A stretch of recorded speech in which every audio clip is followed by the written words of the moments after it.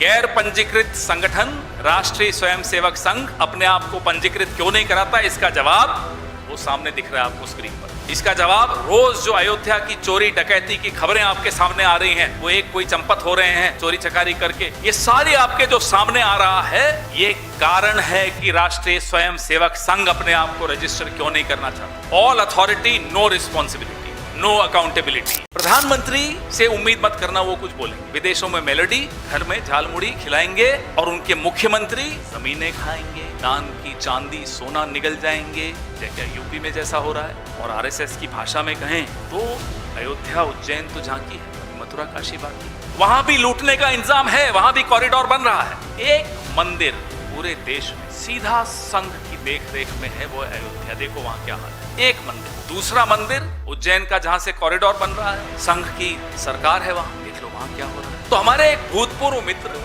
अशोक चव्हाण जी, आदर्श प्रकरण में उनकी सास के नाम पर एक फ्लैट का आरोप लगा, आप लोगों ने लगाया, इस्तीफा।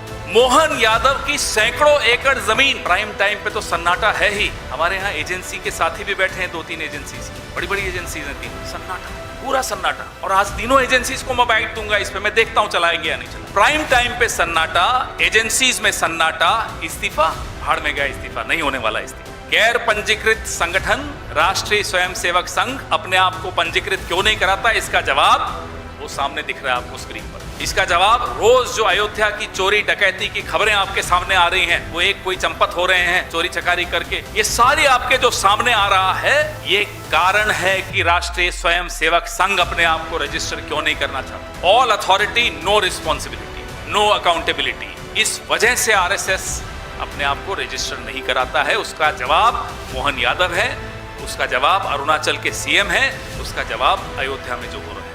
अगर आप गुलबर्गा में एक बेहतरीन सीबीएसई स्कूल की तलाश में हैं, तो आई इनोवेटिव इंटरनेशनल स्कूल में आपका स्वागत है। यहाँ मिलती है smart classes, experience teachers, labs और एक्टिविटी बेस्ड लर्निंग। एलकेजी से 9th तक एडमिशंस ओपन है। ज्यादा जानकारी के लिए स्कूल विजिट करें।